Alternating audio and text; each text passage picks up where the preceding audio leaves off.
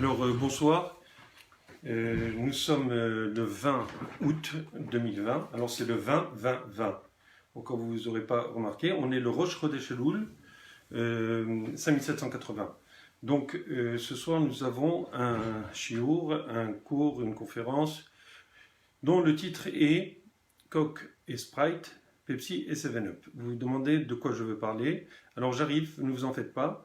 Je voudrais simplement vous mentionner que ce cours est dédié à la Refoua Shelema pour la guérison complète de tous les malades, ainsi que Chaim Shlomo Ben Marcel, Yoram Shlomo Shimon Ben, Claudine Myriam, Aaron Massoud Ben Sabika, Sterna Sarah Bat Hana, Lidirina Badjuli, Massoud Bat Alia, et tous les malades d'Israël. Donc, alors ce soir, comme je vous ai dit, j'espère que vous me voyez bien sur Zoom aussi. Je m'excuse de ce petit contretemps. Des fois, on n'arrive pas exactement à l'heure. Des fois, on est avant et puis il y a des petits problèmes techniques. Alors bon, grâce à Dieu, on est en ligne. C'est ça ce qui compte. Alors donc, on va parler, comme je vous ai dit, de ces marques de commerce que tout le monde connaît, le Coke et Sprite, le Pepsi, le 7-Up, et tous les clones de ce type. D'accord? Alors, vous avez de toutes les marques, nos compliments. Avant, c'était Arsicola, vous aviez, j'en sais rien, Eskimo, pour ceux qui se rappellent de ça, pour ceux qui sont à Montréal. En tout cas, il y a eu beaucoup d'émules, c'est-à-dire plusieurs ont essayé de refaire et de reproduire le succès de Coca-Cola. Bien sûr, Coca-Cola est connu dans le monde. Coca-Cola, c'est une grande marque. Pepsi est devenu aussi autant répandu. Et bien sûr, leur marque, Coca-Cola, ça fonctionne avec Sprite. C'est la même marque, Pepsi avec 7-Up. Donc vous vous demandez de quoi je parle. Est-ce que je vais faire un cours de marketing ce soir? En fait, c'est un grand cours de marketing.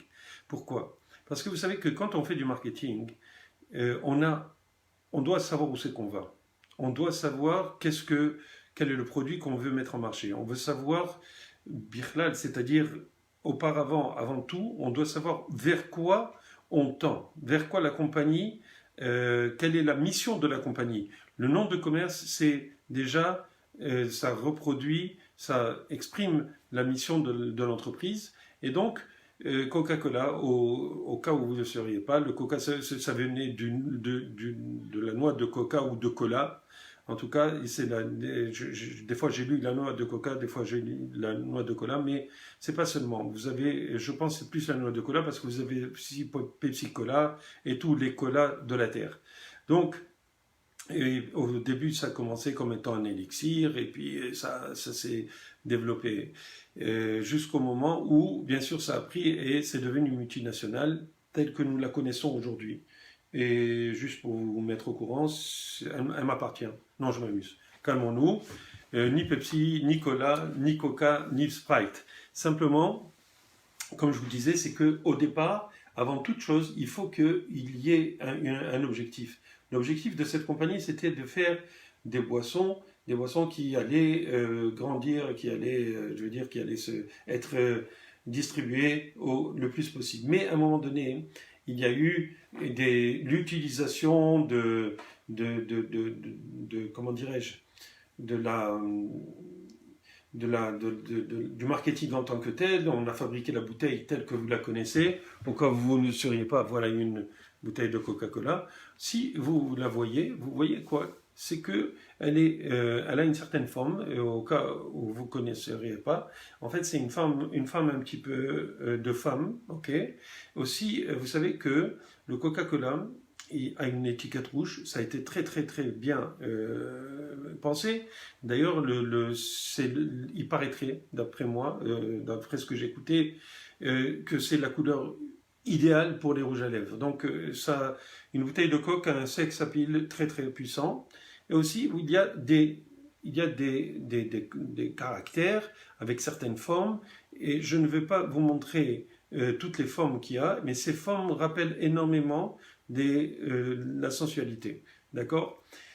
Aussi, si vous voyez dans une canette de coke, quand vous prenez une canette, il y a aussi des formes. Quand je parle de formes, c'est des formes comme ça.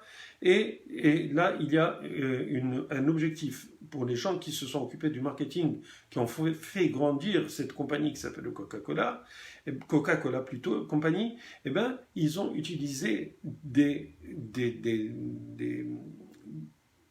symboles subliminaux, si vous voulez, qui en fait, viennent nous appeler. D'accord? D'un autre côté, nous avons le Pepsi, je veux dire le Sprite. Le Sprite, ça, c'est une bouteille, bien sûr, elle est transparente, par rapport au Coke qui est complètement opaque, et en plus noir. Donc, vous voyez si on a enlevé l'étiquette du Coca-Cola avec tous les caractères qui font appel à des formes sensuelles, eh bien, on va avoir une bouteille noire. La bouteille noire, sans l'étiquette, nous enlève en principe le goût de la boire. Maintenant, le Sprite, au cas où vous n'aurez pas remarqué, encore je le redis, c'est transparent. Et il y a des petites bulles qui montent vers le haut. C'est-à-dire, vous voyez les petites bulles ici, là, qui sont sur la bouteille, ça monte vers le haut. Et vous avez le mot Sprite, Sprite qui monte vers le haut, et qui est écrit en blanc, bien sûr, et qui, en fait, le mot Sprite a une consonance de spirit. Spirit, c'est l'esprit, c'est la spiritualité. Spirituel, spirit, spiritual. Ok? Alors, vous voyez quoi? Que quand on parle de, comment dirais-je, de Sprite, c'est la transparence, c'est la spiritualité. Or, on sait que quoi? C'est que quand on parle de spiritualité, on fait référence à l'âme. Or, l'âme, on ne peut pas la voir. Donc, de la même manière, c'est transparent. L'âme est transparente, elle n'est pas visible. Alors que la matière qui est le coq, par exemple, qui est représentée par le coq, la matière est visible, elle est touchable, elle est palpable, elle est à la limite agressive. C'est présent, la matière. D'accord? Et donc, le noir représente l'opacité de la matière. En fait, au cas où vous ne sauriez pas, on va revenir à ce principe d'opacité et de matière un peu plus tard. Et simplement, je voulais vous dire que quoi? C'est que, si vous ne saviez pas, c'est que quand, par exemple, vous allez dans un supermarché, vous allez voir qu'il y a beaucoup plus de Coca-Cola qui est en vente, c'est mis sur les étagères, que de Sprite. Que, par exemple, si vous avez aussi, par exemple, une vente de Coca-Cola ou de Sprite, vous allez avoir beaucoup de Coke et un petit peu de Sprite, un petit peu de Sprite Diet Sprite, tout ce que vous voulez. Donc, ça, c'est au niveau du marketing. On voit quoi? Qu'il y a une attirance, il y a un ciblage qui est fait pour vendre le Coke, plus que le Sprite. Le Coke se vend beaucoup plus. D'autre part, au cas où vous ne le sauriez pas, d'après mon expérience, d'après ce que j'ai fait comme sondage durant les conférences, les séminaires, etc., que nous avions auparavant, eh ben, en fait, on a vu que la plupart des garçons, des hommes, sont attirés par le coq. Alors que, bien sûr qu'il y a aussi quelques femmes qui sont attirées par le coq, mais pas beaucoup. Je dirais qu'il y a un pourcentage de 10% par rapport à 90% des hommes qui sont attirés par le coq. Alors que, pour le Sprite, la plupart des femmes sont attirées par le Sprite et non par le coq. Bien sûr, comme je vous ai dit, il y en a qui vont être attirés par le coq. Alors pourquoi tout cela? Pourquoi de quoi je vous parle? Il faut bien comprendre, c'est que quand on attire, selon notre Torah, selon notre judaïsme, selon notre croyance, eh bien, sachez que en fait, on a une propension à voir comment dirais-je, avoir le corps d'une femme comme étant quelque chose qui attire au niveau des hommes. Donc en fait, quand ils ont utilisé le coq avec le rouge, comme je vous parle du rouge à lèvres qui est utilisé, c'est ce rouge qui est le plus utilisé, si vous voulez. Il y a des roses à lèvres, il y a de toutes les couleurs, mais ce qui attire le plus, ça a été étudié, c'est cette couleur. Donc en fait, le coq, et quand on fait une campagne de marketing, quand on veut attirer du monde sur un produit, on va essayer de l'attirer très souvent par rapport au fait qu'on va utiliser le corps d'une femme. Et ça, tout ce que je vous dis, c'est pas moi qui l'ai inventé, c'est mon professeur de psychologie que j'avais au Cégep qui nous a montré tous les moyens subliminaux que les grandes compagnies utilisent. Et donc, Pourquoi je vous parle de ça? Et pourquoi le Sprite aussi? Pourquoi le Sprite? D'où ils ont sorti cette notion de transparence? Et bien sûr, c'est sucré, bien entendu, mais c'est de cette manière que les gens sont attirés. Ils attirent leur population à travers des produits et aussi à travers des mises en marché qui sont spécialement étudiées. Donc on voit que quoi? Le Sprite, ça attire plus les femmes, alors parce que les femmes sont moins attirées, si vous voulez, au niveau de l'excitation du regard, c'est plus les hommes qui sont attirés, alors qu'une femme, quand elle est intéressée par un homme, eh ben, elle va être attirée certainement aussi. Les goûts ont changé peut-être, si vous voulez, les attitudes ont changé depuis le temps qu'on a fabriqué le Sprite, mais néanmoins, ça reste que les femmes sont attirées plus par le spirituel qu'il y a chez une personne, le spirituel qu'il y a chez un homme, plutôt que par simplement et uniquement, pratiquement, le corps ou la beauté. C'est vrai que l'homme est attiré plus par, je dis bien plus, relativement, donc plus par la beauté et l'apparence de la femme, alors que la femme, elle est plus encore relativement attirée par le spirituel qu'il y a chez un homme. De la même manière, il y a le Pepsi Cola et le 7-Up. Le 7-Up, d'accord, c'est aussi transparent et c'est écrit 7-Up. Alors vous me direz pourquoi 7-Up? Pourquoi? Parce que c'est 7 jours, tu es up, whatever. Non, peut-être que, et je dis bien, ça n'engage que moi, c'est le même principe. La spiritualité, c'est qu'il y a 7 cieux. On sait qu'il y a 7 cieux au-dessus de nous, d'accord? Alors que le Pepsi, c'est toujours le même principe de Pepsi, d'opacité et aussi de forme. Quand on voit des formes, et de plus en plus, ils ont changé même le logo de Pepsi. Si vous faites attention, vous allez voir aussi des formes de corps, des formes d'hommes, des formes de femmes, plus de femmes qu'autre chose, et de couleurs aussi. Vous allez voir cette couleur de rouge. Tout ça, c'est dans le logo. Donc, c'est pour attirer. Il y a des calculs qui sont faits très spécifiquement. Ils investissent énormément dans le marketing pour continuer à attirer leur clientèle. Pourquoi je vous parle donc de Pepsi, de Coke et de Sprite et de 7-Up? Quoique le 7-Up, j'ai oublié de vous dire. Pourquoi le 7-Up? Le 7, si vous connaissez, vous savez comment on écrit le 7. Le 7 en français, c'est écrit S-E-P-T, d'accord? S-E-P-T, c'est 7, dans le mot 7, il y a aussi, il y a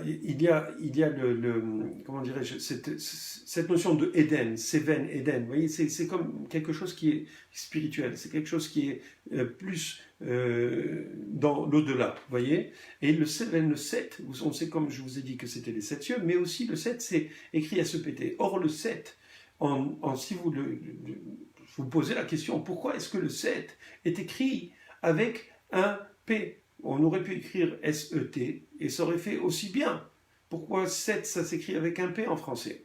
Eh bien, sachez que en arabe, par exemple, quand vous dites le jour du Shabbat, ok, c'est sept, d'accord? Or, le P et le B sont interchangeables, d'accord? Donc, Nahar Sept, comme on dit en arabe, c'est le 7e jour, ok, sept. En français, ça a gardé cette orthographe de P qui, d'après moi, encore une fois, fait référence au 7e jour, au Sept en arabe et au Shabbat en hébreu. Vous savez que le Shabbat, l'hébreu et l'arabe sont très voisins dans beaucoup de mots. Si des fois vous ne comprenez pas l'hébreu, mais que vous connaissez l'arabe, vous pouvez comprendre les mots en hébreu grâce à votre compréhension de l'arabe, et vice-versa.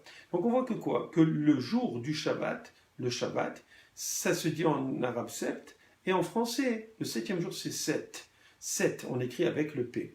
Pourquoi je parle de cela? Parce qu'en fait, il faut savoir que dans la conscience, de la même manière, dans la conscience humaine, est-ce qu'il y a peut-être qu'il y a d'autres civilisations qu'on ne connaît pas, qui se repèrent pas en semaine, en jour de semaine, mais en mois ou en lune, peut-être chez les aborigènes ou dans certaines cultures qui sont de moins en moins, si vous voulez, vivantes.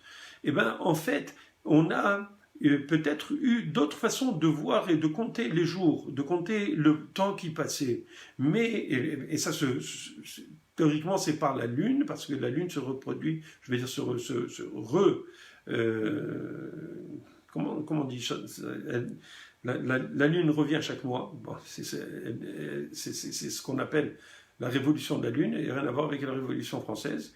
Et donc, en fait, c'est que nous, dans l'humanité, toute l'humanité, se repère avec des jours de la semaine. Comment ça se fait que la semaine a 7 jours et pas 8 jours, ou 5 jours, ou 6 jours? Pourquoi c'est 7? Alors en fait, je voulais vous dire, et c'est là où je voulais un petit peu arriver, c'est que le 7e jour, ça fait référence à quoi? Au Shabbat, qui est le jour où Dieu s'est arrêté de créer. Akadosh Baruch Hu a arrêté de créer le monde le 7e jour. Le 7e jour, il a chômé, c'est-à-dire il n'a plus créé. C'est pas qu'il était fatigué, alors il s'est reposé. Dieu, c'est pas un homme. Au cas où vous ne le sauriez pas, Dieu, c'est pas un homme. Et donc, quand Akadosh Baruch Hu a créé le monde, il a créé en 6 jours et il s'est arrêté le 7. Et c'est comme ça qu'on compte. On compte dans la Torah le premier jour, deuxième jour, jusqu'au 7e jour. Donc, quelque part, il faut que on comprenne que tout le système du temps est régi. Bien sûr aussi, dans la Torah, on parle du soleil et de la lune, etc., qui font les années, les mois, etc. C'est écrit, c'est décrit dans la Torah. Mais on parle d'abord, avant tout, des semaines, puisqu'on parlait du jour 1 où Dieu a créé la lumière, le jour 2 où il a séparé les eaux d'en haut et les eaux d'en bas, etc. Donc on voit que quoi? Que Akadosh Baruch Hu, il a bien imprimé dans l'humanité le fait qu'il y a 7 jours. Et c'est drôle que vous allez dans n'importe quelle civilisation actuellement et vous allez voir que le temps se mesure bien sûr en années et en mois, mais spécialement au départ en jours de semaine. Surtout, ça se mesure en week-end, là où on ne travaille pas parce qu'on relaxe. Dans le temps, il n'y avait pas le Shabbat. Dans le temps, les gens travaillaient constamment. Ils ne connaissaient pas. C'est Akadosh Baruch Hu qui nous a donné le Shabbat et que petit à petit, les gens ont compris qu'il fallait s'arrêter. Ils ont reproduit ce que nous faisions. D'ailleurs, les gens qui étaient au pouvoir ne voulaient pas voir que des gens se reposaient, que des gens arrêtaient de travailler. C'est pour ça qu'une des raisons, je ne sais pas si vous connaissez Herbert Pagani, une raison pourquoi il y a l'antisémitisme, c'est parce que le monde juif, le judaïsme est venu et a imposé, si vous voulez, au moins une journée de repos, une journée où on doit faire le plein de 7-Up. Non, je m'amuse, de Sprite non plus. Donc, en fait, de spiritualité, de spiritualité. Donc, en fait, pourquoi je parle de cela? Parce que je voulais revenir justement à Bereshit. Le Bereshit, c'est quoi? Bereshit, c'est le commencement. Au commencement, Dieu a créé le ciel et la terre. Et pourquoi je parle de tout cela? Et pourquoi j'ai parlé du Coke et du Sprite et du Pepsi et du 7-Up? Pourquoi je parle de tout ça? En fait, c'est parce que on arrive au Chodesh de Elul. On est le Rosh Chodesh Elul. Ce soir, on est le 1er Elul, d'accord? Et le monde a été créé le 25 Elul. D'accord? Il n'a pas été créé le premier Tishri, au cas où vous ne le sauriez pas, il n'a pas été créé le premier du mois de Tishri, qui est le premier mois. Il a été créé 6 jours avant, et le 6e jour, d'accord, qui était le jour où Dieu a créé Adam Arishon, le premier homme, alors c'était le jour qui était Rosh Hashanah. Donc 25 jours avant, 5 jours avant le premier Tishri, donc nous avons eu la création du monde. D'accord? Les 5 jours de la création, le 6e jour c'était le 6e, c'était le premier Tishri. Le premier Tishri, c'est le jour où Adam Arishon a mangé du fruit défendu. À cause de ça, il a été chassé du Gan Eden. À cause de ça, il a été jugé. C'était le jugement, le jour de premier Tishri, qui est le jour de Rosh Hashanah de l'année numéro 1. D'accord? Or, si on dit que l'année numéro 1, c'est le jour où bien sûr, où Adam Arishon a été créé, alors le monde, il a été créé dans quelle année? Le monde a été créé dans l'année 0. C'est une année hypothétique. Éventuellement, moi je me propose, parce qu'étant donné que nous sommes en Elul, et que le mois de Elul, c'est l'année, plutôt, le mois de la Teshuvah, le mois où on doit comprendre, on doit savoir qui nous sommes, d'où nous venons, Est-ce qu'il y a un Dieu? Est-ce qu'il n'y a pas un Dieu? Est-ce qu'il y a une Torah? Est-ce qu'il n'y a pas une Torah? Est-ce que ça a été créé par l'homme, cette Torah? Ou ça a été donné par Dieu, le Créateur? En fait, donc ce que moi je me propose de vous expliquer, avec l'aide de Dieu, bien sûr, c'est de vous faire comprendre qu'il y a réellement une divinité, qu'il y a vraiment un Dieu. J'ai déjà fait la semaine dernière un cours sur cela, qui était dont le titre était c'était oui, l'esclavage en Égypte n'a jamais eu lieu.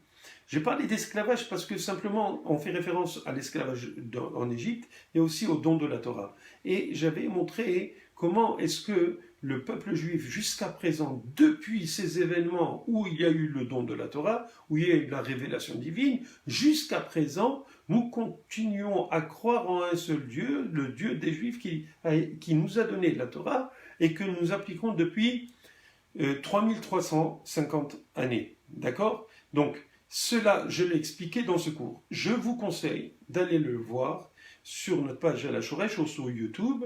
Donc, c'est l'esclavage en Égypte n'a jamais eu lieu. Pourquoi? Parce que c'est les fondements de la croyance juive. Maintenant, ce que je voulais développer un petit peu ce soir avec vous, à part de vous donner un petit cours de marketing, c'est en fait de vous donner des points de repère. Des autres points de repère qui vont vous montrer à quel point c'est obligé qu'il y ait un créateur. Parce que sans créateur, on n'aurait pas eu un iPhone devant nous.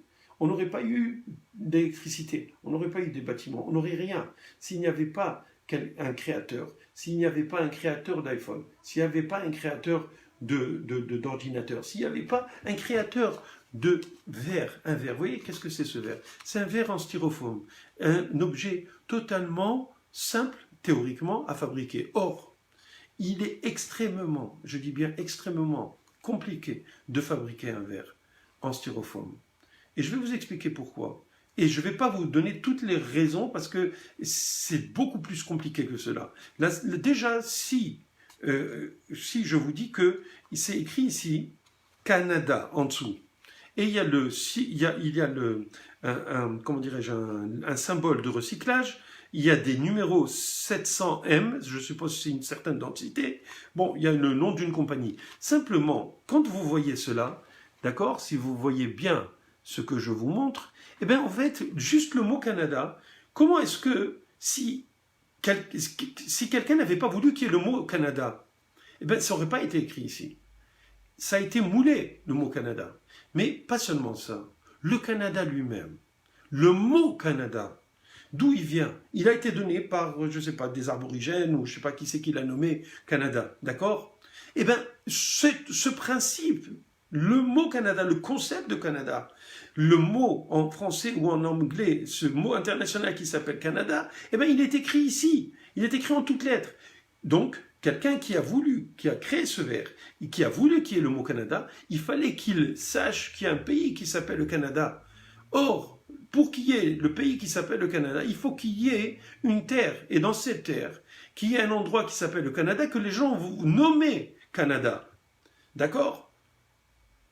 C'est des concepts énormes. Ça veut dire que les prérequis, si vous voulez, tout ce qui, avant d'arriver à cela, il faut avoir tous ces concepts avec nous.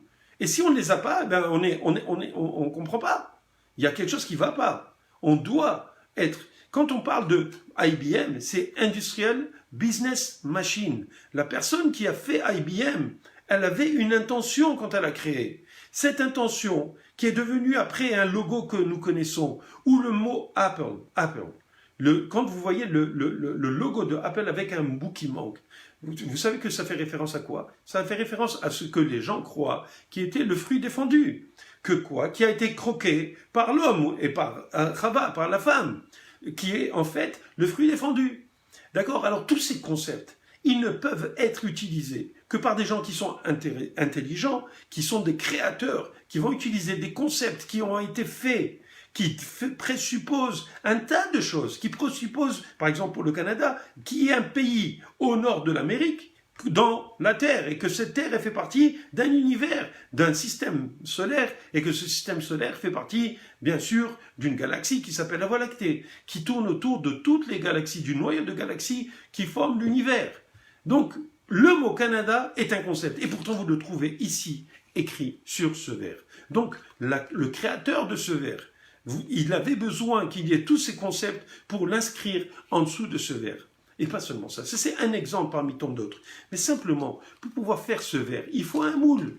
Un moule, il faut le créer, mes chers amis. Il faut avoir une intention de faire entrer, je ne sais pas si c'est 700 millilitres ou 650 millilitres qu'il y a dans ce verre, avec cette bordure, avec cette consistance, avec cette matière qui s'appelle le styrofoam et qui est lisse.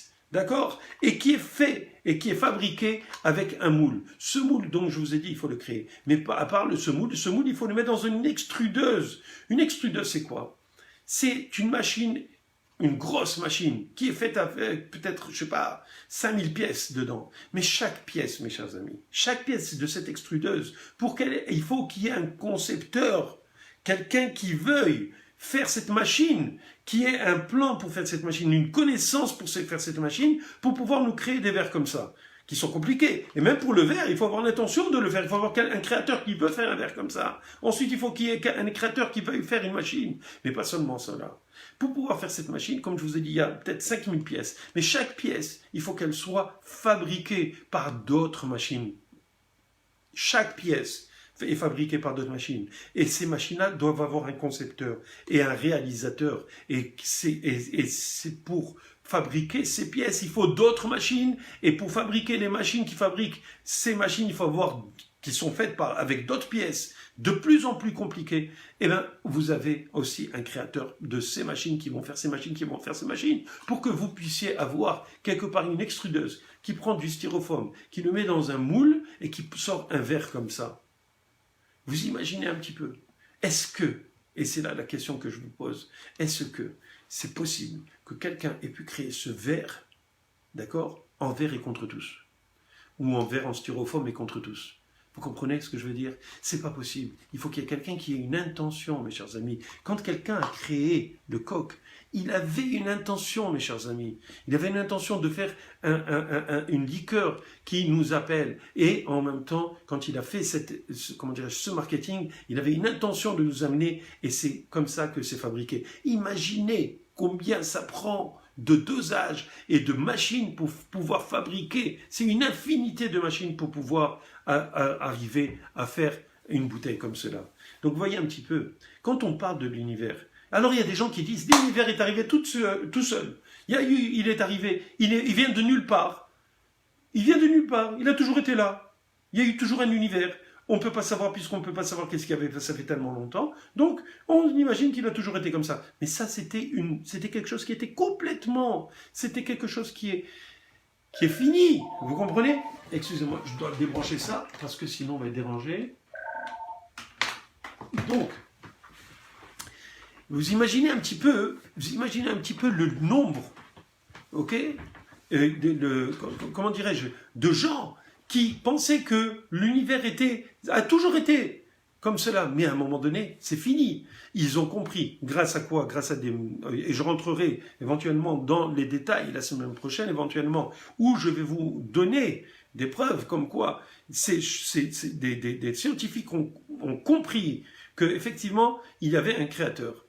On arrivera à le faire. Mais ça, je voulais vous donner simplement un petit exemple que n'importe qui peut se rappeler. De la même manière que j'ai utilisé le coq et le sprite pour vous donner ces notions. Mais c'est quoi ces notions-là? Ces notions de coq et de sprite. Pourquoi il n'y a pas le crush? Le crush, c'est très, très intéressant. Vous avez du Canada Dry, il y a d'autres boissons. Effectivement. Mais ça, ces deux sont des boissons qui sont connues depuis longtemps.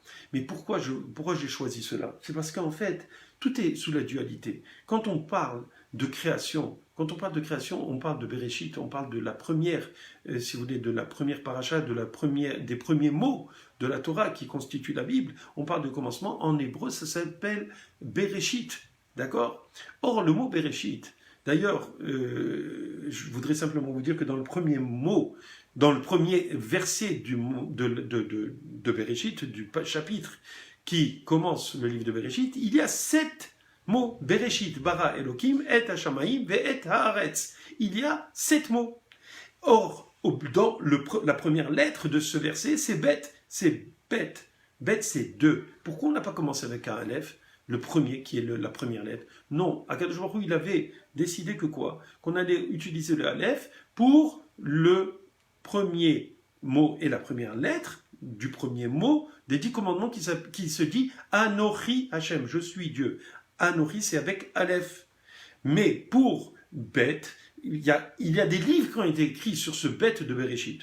Notamment, bête, c'est quoi? C'est Beracha, c'est la bénédiction. Alors que Aleph, ça peut être, la malédiction, c'est Arour.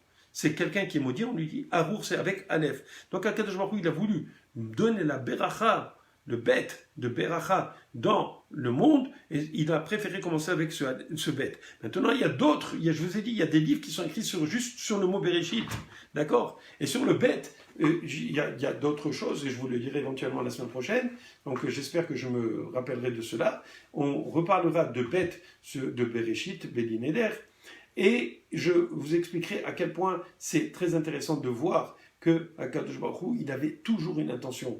Maintenant, le bête, comme je vous ai dit, c'est 2. Donc, en fait, il y a la dualité. Le monde est fait et fabriqué sous l'aspect de la dualité. Pourquoi? Parce que s'il n'y a pas les deux forces, une qui contredit l'autre, une qui contrecarre l'autre, alors il n'y a pas de monde. Vous voyez, dans un gouvernement, en démocratie par exemple, vous avez le pouvoir, vous avez le gouvernement et vous avez l'opposition. Un pays a besoin des deux. Un pays a besoin des deux pour pouvoir se mouvoir, pour pouvoir avancer. Parce que sinon, c'est la faillite. Parce que vous avez vu pourquoi, quand il y avait des rois, à un moment donné, les rois faisaient ce qu'ils voulaient, pas tout le temps, parce qu'il y a encore des pouvoirs, il y avait une certaine opposition qui a été créée parmi les gens qui l'entouraient, parce que lui-même, il pouvait se faire couper la tête, parce ça pouvait être un dictateur. Et d'ailleurs, il y a eu des histoires comme ça dans le monde, on le sait. Donc on voit que le monde doit tenir sur les deux forces, le pouvoir et l'opposition. De la même manière, il y a la lumière et l'obscurité. Il y a le bien et le mal. Le monde est fait pour qu'on puisse avancer, pour qu'on puisse mériter notre place au soleil à 120 ans. Eh bien, il est fait sur ce principe de quoi? Justement de bien et de mal, de lumière et d'obscurité, de sprite et de coq, d'hommes et de femmes, ou de femmes et d'hommes. Je ne fais pas de différence. À la limite, je dirais même plus de femmes pour la lumière et d'obscurité pour l'homme. Parce que l'homme est attiré par les forces obscures, par la matière. Alors que les femmes, normalement, quand je parle au fond, si vous voyez, elles sont attirées par la spiritualité. Je ne dis pas qu'elles n'ont pas été corrompues, les femmes non plus. Les femmes aussi sont corrompues comme les hommes, au niveau des valeurs morales, d'accord? Mais, sachons et sachez que quand on est sorti d'Égypte, c'était grâce aux femmes. Les femmes n'ont pas fait le veau d'or. Les femmes ont toujours gardé le spirituel. C'est elles qui ont enseigné, qui transmettent la foi, plus que l'homme, aux enfants. D'accord? C'est pour cela d'ailleurs que dans le judaïsme est transmis à travers la femme. Pourquoi? Parce que la femme ressent les choses. La femme ressent en elle, chaque mois, durant ses menstruations, elle sent qu'il y a un bouleversement à l'intérieur de son corps. Elle donne la vie grâce à ce bouleversement. C'est elle qui donne les enfants. L'homme ne donne pas des enfants. Même si on nous fait croire que des hommes sont transformés en femmes et femmes en hommes. Ça, c'est des ch'touillottes. Ce sont des choses c'est des non-sens, comme on dit en anglais. Mais en fait, c'est simplement une distorsion de la nature. Mais en fait, la femme, comme je vous dis, dans le judaïsme, on sait que c'est la femme qui a toujours tenu le flambeau. C'est elle qui a donné la force au peuple juif de continuer à travers toutes les vicissitudes de notre histoire que nous avons subies. Donc en fait, quand on revient à ce bête de Bereshit, eh bien on revient au coq et au sprite, mes chers amis. On revient au niveau de la beauté et de la laideur, au niveau du bien et du mal, au niveau du bon et du mauvais, au niveau de de la beauté, comme je l'ai déjà dit par rapport à l'elder, au niveau du on et du off. Tout est basé sur la dualité. Même l'ordinateur que vous avez devant vous, même le iPhone, tout est en fait basé sur la dualité. D'ailleurs, c'est comment dans l'algèbre booléenne. Vous savez, je sais qu'il y a des gens qui ne connaissent pas ça, mais les gens de mon âge, avant on étudiait l'algèbre booléenne, c'était la logique, on faisait des mathématiques et on étudiait l'algèbre booléenne. Ça fait référence au quoi? Au vrai et au faux. Le vrai c'est le 1 et le faux c'est le 0. D'ailleurs, tout le langage informatique sont basés sur quoi? Sur cette algèbre booléenne, du 1 et du 0, du on et du off. Les ordinateurs avant, ok, vous avez dans un iPhone ce que l'Empire State Building ne pouvait pas contenir dans le temps. Au niveau, quand IBM a commencé, quand ils fabriquaient les ordinateurs, ces ordinateurs n'étaient pas aussi puissants que ce que vous avez dans les mains, avec toutes les fonctionnalités que nous pouvons avoir avec un iPhone. Vous imaginez pas? Vous ne pouvez pas voir à quel point. C'est vrai qu'il y a d'autres fonctions qu'un ordinateur peut avoir ou avait, mais pas au départ. Quand on parle des ordinateurs actuels, ils font beaucoup plus que ce que les ordinateurs faisaient. Ça veut dire qu'il faudrait avoir peut-être tout Manhattan, ok, avec des buildings. Tous ces buildings auraient été des ordinateurs et encore, pour faire ce que les ordinateurs, des superordinateurs font maintenant. Donc en fait, et tout ça, c'est quoi? C'est basé sur deux notions, sur la notion de vrai et de faux, de bien et de mal. En fait, c'est la notion de la dualité, du bête de Bereshit. Quand vous avez le 1 qui représente le vrai et le 0 qui représente le faux, eh bien on a utilisé ces principes-là pour faire ce qu'on appelle les circuits dans les ordinateurs qui, en fait, c'était des 0 et des 1. Et ce que nous avons actuellement, maintenant je vous parle, on envoie à travers les antennes 4G, LTE, ce que vous voulez, on envoie des messages. Ces messages, ils sont transformés à travers notre téléphone. Ils sont transformés avec les satellites et avec tous ces antennes-là, sont transformés en une série de 0, 1. 1, 1, 1, 0, 0, 0, 1, 0, 0, c'est tout ce qu'il y a qui sont envoyés. Là, quand vous me voyez de l'autre côté de l'écran, en fait, votre téléphone reçoit l'information et il transforme cette information en une personne qui vous parle à travers cet écran. Alors, mes chers amis, quand on comprend à quel point ce 0 et ce 1 qui sont autour de nous, en fait, ce sont des messages. Des messages d'ailleurs, d'une façon analogique, on pourrait dire que quoi? Que ce qu'on voit sur l'ordinateur, ça peut être des messages de vrai ou des messages de fausseté. Vous comprenez? C'est ça le principe. Et d'ailleurs, éventuellement je reviendrai sur cela, mais vous savez que le film, peut-être que vous avez vu, le film Matrix. Le film Matrix faisait référence à quoi? À un monde où on voit alors je vous le montre ici, ça c'est un Science et Vie depuis l'année 2005 ou 2006, oui, octobre 2005, d'accord? Alors ils font référence, ils parlent de quoi? Est-ce que le monde existe-t-il vraiment? Alors je reprendrai ça éventuellement la semaine prochaine pour aller plus en détail. Mais c'est simplement pour vous montrer qu'en fin de compte, les 0 et les 1 que vous avez ici, d'accord? Les 0 et 1 sont en fait des notions qui font référence au vrai et au faux, qui sont décrits dans ce film, d'accord, où il y avait la pilule, je sais pas, rouge et blanche, moi je me rappelle pas, je l'ai vu en anglais un petit peu et j'ai pas tout compris exactement, mais j'ai compris le principe, d'accord? Et bien, en fait, ces notions de 0 et de 1, c'est en fait ce qui nous entoure, c'est le choix. Quand on doit faire un choix, d'accord? On doit décider si on va prendre un chemin qui est tordu ou un chemin ou un bon chemin. Ben, c'est nous qui devons le faire. On doit choisir entre le 1 et le 0. Et bien ça, il faut comprendre que tout cela, c'est quelque chose qui est déjà prévu, qui a été conceptualisé, qui a été dans le plan de Akadosh Baruch Hu, juste avant la Torah, juste avant même, parce que vous savez que quoi? La Torah, c'est quoi? C'est le plan du monde. Il faut le savoir, que dans la Torah, il y a tout. J'essaierai de vous transmettre d'autres informations pour vous montrer à quel point, par exemple, dans les codes de la Torah, on a la possibilité de voir l'information de tout ce qui nous entoure actuellement dans la Torah. Donc, en fait, la Torah, c'est le plan du monde. Maintenant, avant de faire le plan, il faut avoir un concept. Akadosh Baruch Hu, il avait ce concept de quoi? De dualité. Pourquoi? Parce que grâce à cette dualité, on comprend qu'il y a les deux chemins. Toujours un chemin où on doit choisir entre de faire le bien ou de faire le mal. Il y a le libre arbitre. Ce libre arbitre, il faut le mettre en action. Et pour cela, il faut avoir justement ces deux possibilités. Pourquoi le libre arbitre? Parce que le libre arbitre va nous donner la possibilité d'emmagasiner des mérites. À travers le fait que nous fassions des bons choix, nous emmagasinons des mérites. Maintenant, vous pouvez me dire, et à juste raison, oui, mais qui me prouve qu'il y a un Dieu? Alors moi, je vais vous dire, mais qui me prouve que le verre en styrofoam s'est fait tout seul?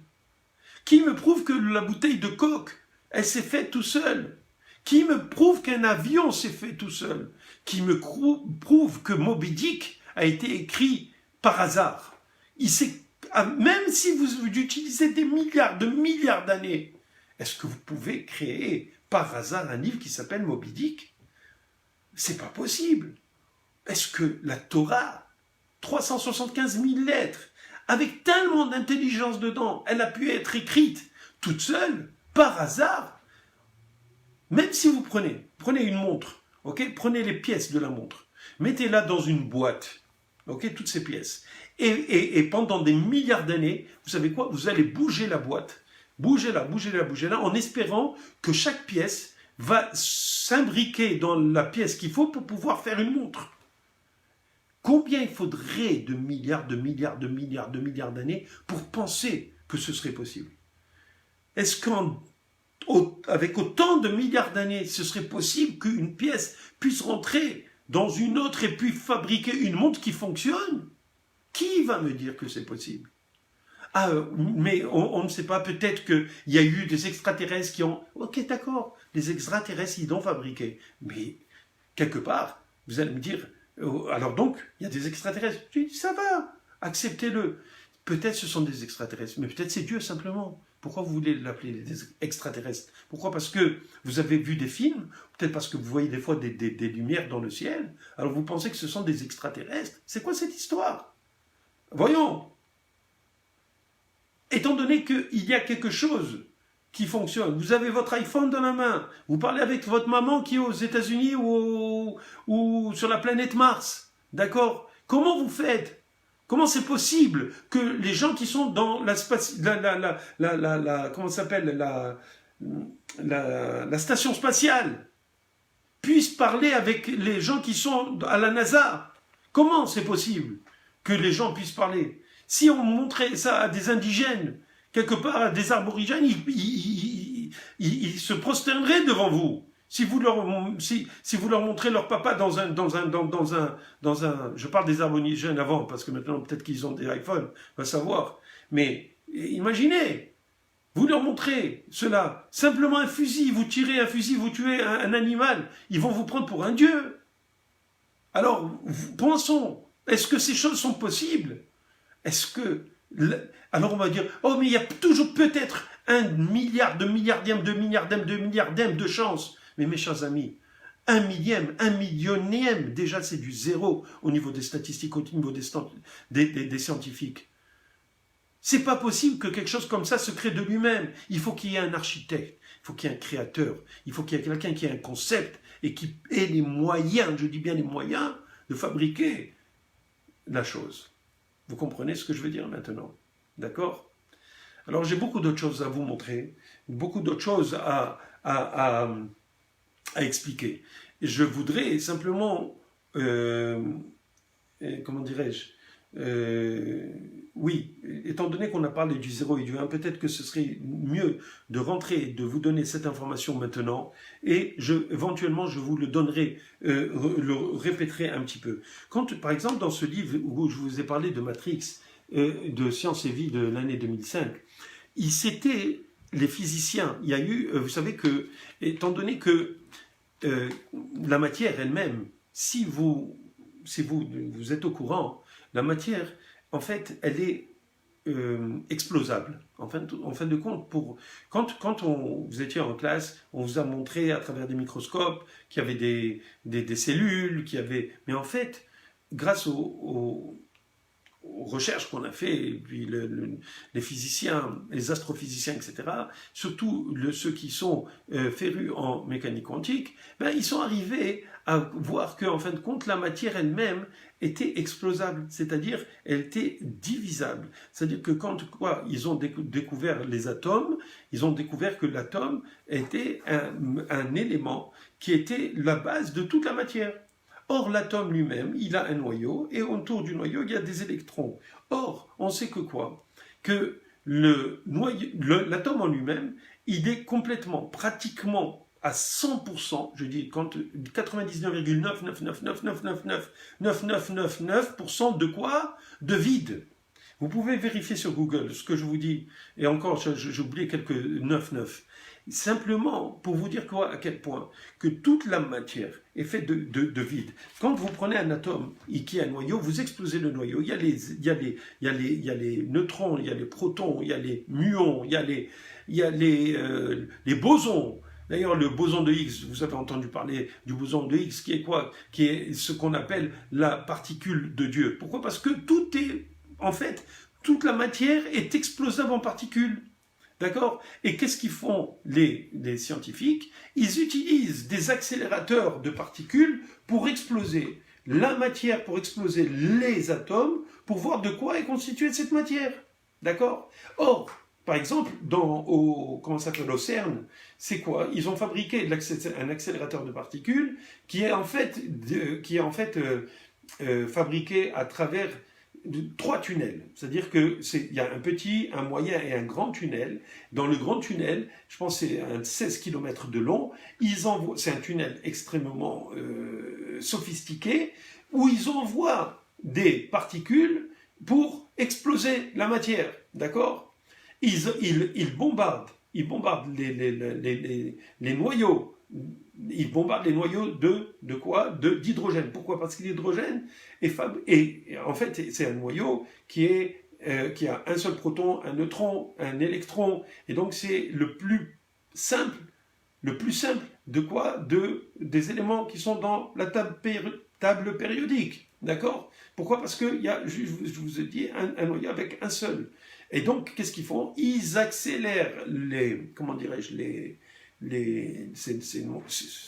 ces atomes, ils les envoient d'une certaine manière, je ne peux pas vous dire, je ne suis pas un spécialiste, mais ils essayent de les exploser à travers d'autres atomes qui les explosent, et à travers les rayonnements qu'il y a, ils savent et ils comprennent de quoi est constitué ces noyaux. D'accord? Parce que l'électron, c'est quoi? C'est une charge électrique. D'accord?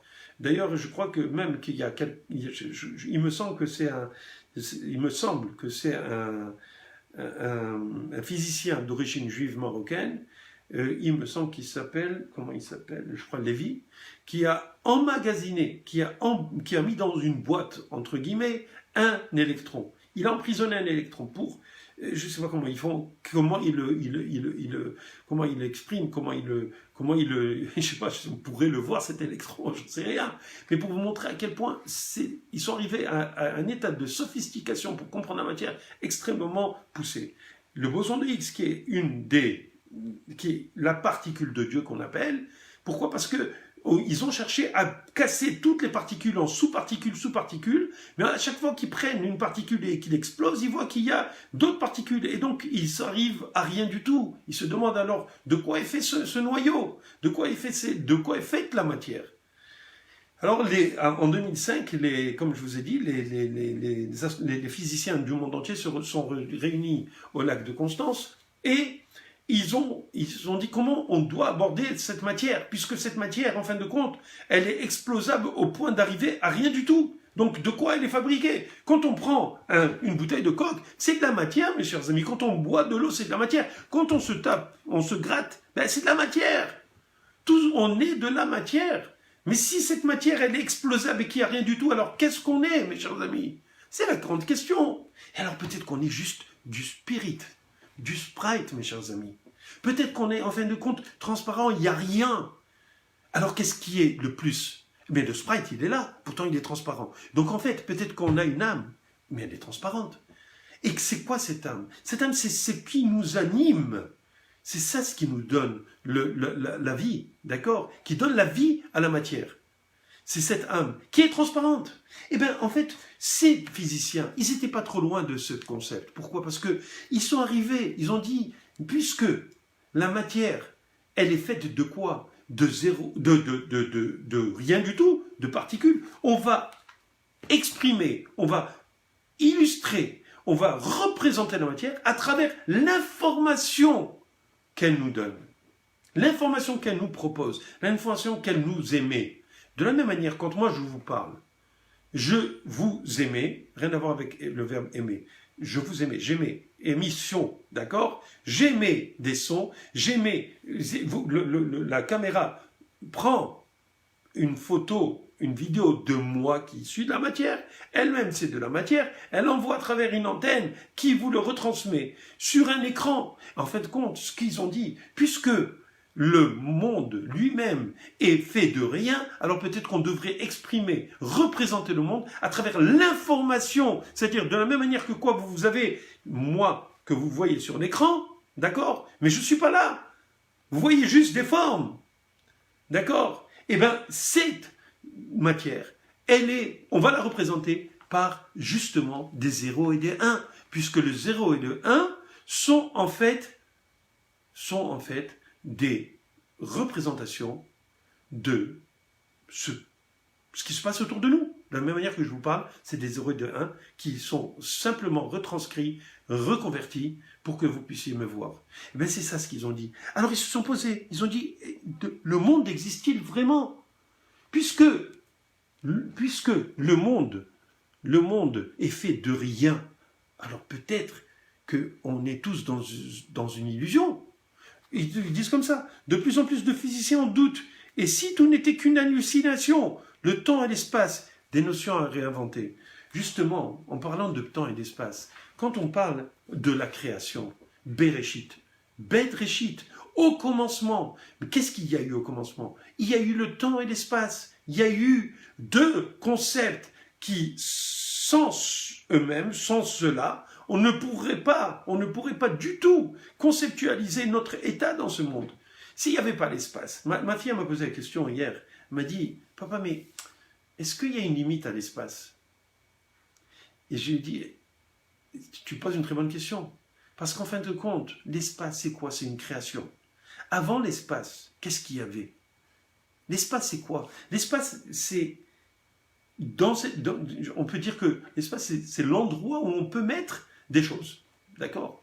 Or, avant qu'il y ait des choses qui soient dans un espace, d'accord? Eh bien, il faut qu'il y ait des choses à mettre dedans. Il faut qu'il y ait cet espace. Et or, puisque l'espace, il est en même temps lié au temps, il faut qu'on ait ces deux concepts de temps et d'espace qui sont ensemble et ils sont entrelacés. C'est pour ça qu'il y a un bet Réchit. Il y a deux commencements. Réchit, c'est le mot commencement. Réchit, ça veut dire commencement. On peut dire Bereshit au commencement, mais on peut dire aussi bet Réchit. Il y a deux commencements. Il y a le bet il y a le Réchit de l'espace, il y a le Réchit, c'est-à-dire le commencement de l'espace, et il y a le commencement du temps. Et quand il y a l'explosion qu'on appelle communément le Big Bang, et on va le voir éventuellement, je vous en parlerai la semaine prochaine, Bli Neder. Eh bien, alors on a cette explosion qui se crée, d'accord? Et qui fabrique cet espace-temps. Ça veut dire qu'à partir du moment qu'il y a l'explosion, le temps commence. Le temps prend forme. Et je vous expliquerai ça, si Dieu veut, la semaine prochaine. Bezrat Hashem. D'accord? Avec plus de détails. Mais simplement, au niveau du concept, il faut comprendre qu'il y a justement ces notions de temps et d'espace, de 0 et de 1, de bien et de mal. Tout est selon la dualité. Vous comprenez? Et c'est là, et c'est pour cela, qu'on doit se poser des questions. Avant, au début de Elul. Parce que dans un mois, on va être jugé pour...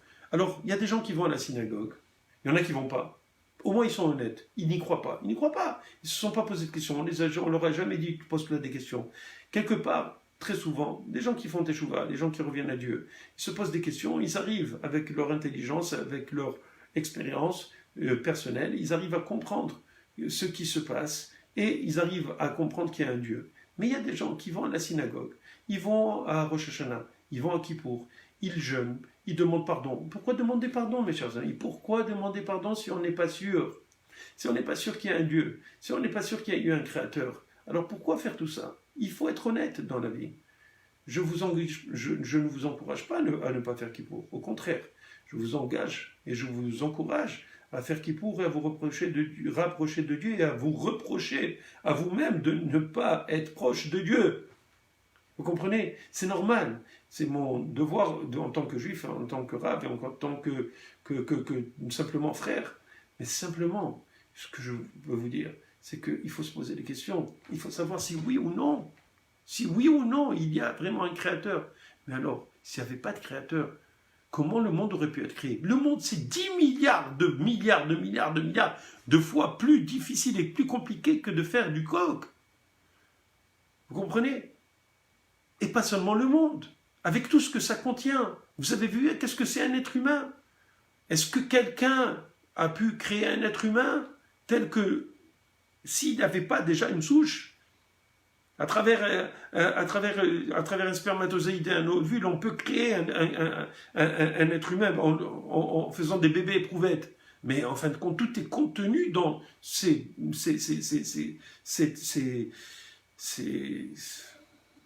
particules de vie, vous comprenez? Alors, on va essayer de réinventer, mais l'ADN, ça ne se réinvente pas, ça ne se produit pas, il faut qu'il y ait de l'ADN quelque part.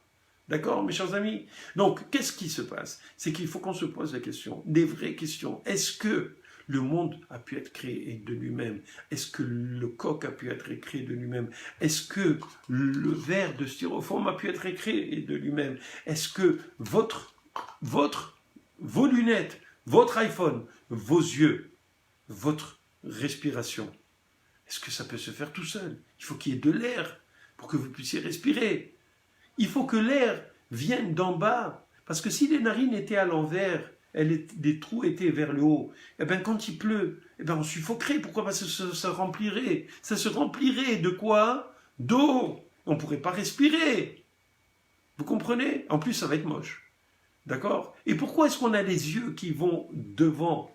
Parce que quand on marche, on doit voir où on va. Les yeux ne se posent pas d'eux-mêmes. Ils ne se sont pas trouvés une place à travers l'évolution pour être en face de nous, pour qu'on puisse voir où on va, pour ne pas qu'on puisse tomber, parce que ça nous protège. Pourquoi on a les oreilles de ce côté, mes chers amis? C'est parce que il y a des ondes qui viennent de tous les côtés. Il faut qu'on ait de la place pour les yeux et pour les oreilles et pour le nez et pour manger. On a besoin de tout cela pour pouvoir vivre. Les choses ne se placent pas d'eux-mêmes. Si on a des sourcils, c'est parce que quand on a chaud et que les sueurs tombent, eh bien pour ne pas que ça rentre dans nos yeux, alors il faut qu'il y ait une barrière, mes chers amis. Vous comprenez? Tout s'est fait parce qu'il y a un plan derrière. On peut rentrer dans des tas de détails qui montrent à quel point chaque chose a un objectif. Quand on a, par exemple, simplement, puisqu'on est au temps du Covid, il faut bien que dans la postérité, ceux qui vont voir ces vidéos éventuellement, qu'ils sachent qu'avec le Covid, on a la possibilité de quoi? On crée des anticorps et on combat les virus. Mais c'est quoi ces anticorps? C'est tellement compliqué, on n'arrive pas ces anticorps, on n'arrive pas à les produire aussi facilement qu'on le voudrait. Il y a des gens qui meurent, pourquoi? Parce qu'ils n'ont pas ces anticorps, ils n'ont pas fabriqué ces anticorps. Vous comprenez? Alors on essaie de trouver des vaccins. D'accord? Alors c'est l'homme qui va trouver. Mais avant, on essaie juste de reproduire ce qu'il y a dans le corps. Comprenez? Alors, tout cela, et beaucoup plus, on peut parler pendant des heures de tout cela. Tout a un objectif. Il y a des plans, il y a des planificateurs, d'accord, dans le monde. Et bien, le monde lui-même, il a eu un planificateur. Il y a eu une entité qui s'appelle Dieu. Parce que le monde est tellement compliqué. Si on voit tout l'équilibre juste simplement au niveau de la faune et de la flore, pour qu'on puisse manger, pour qu'on puisse avoir du miel, pour qu'on puisse simplement avoir de quoi manger. Il faut qu'il y ait un équilibre écologique. Vous comprenez? Tout ça, c'est prévu par l'ingéniosité du Créateur du monde. Alors sachons que au mois de Elul, avec ce Créateur, on doit le chercher. Et sachez que si vous croyez, juste avec ce petit cours que je vous ai donné, vous pensez qu'il y a un Dieu, ben sachez qu'il est là et que vous pouvez lui demander de vous aider. Il va vous répondre. Parlez-lui, n'ayez pas peur.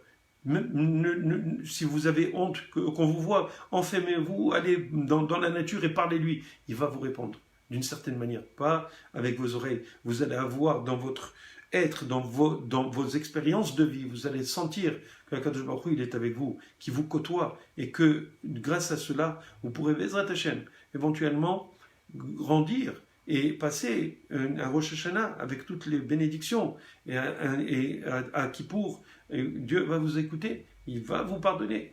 Alors, entre-temps, Bezrat Hashem, j'espère vous voir la semaine prochaine. J'espère que vous allez me voir, parce que moi je ne vous vois pas, peut-être sur Zoom, mais et les gens en général ne montent pas. C'est rare que je vois des personnes sur Zoom, ils m'écoutent, mais ils ne se montrent pas. Mais c'est pas grave, l'essentiel c'est qu'ils écoutent. Alors ce que je dis, c'est que, Bezrat Hashem, j'espère qu'on va creuser un petit peu. On va voir d'autres façons de comprendre que Akadosh Baruch Hu, c'est lui vraiment le créateur et qu'il est obligé qu'il y ait un créateur dans le monde.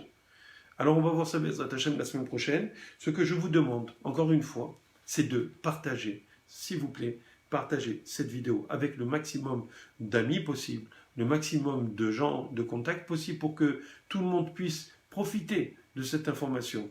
Et j'espère, Bezrat Hashem, que le peu que je vous ai donné va vous aider à passer une très bonne année, Bezrat Hashem. Dans un mois, ce sera Rosh Hashanah, le Nouvel An. Alors donc, mercredi soir prochain, Bezrat Hashem, mercredi soir, parce que là, hier je n'étais pas disponible, donc on est jeudi soir, mais la semaine prochaine, mercredi soir, ce sera le 26, d'accord, Bezrat Hashem, le 26 août, d'accord. Alors je vous attends, et toujours à 9 heures, et s'il vous plaît, partagez, faites plaisir à vous-même et aux autres. Au revoir et à bientôt.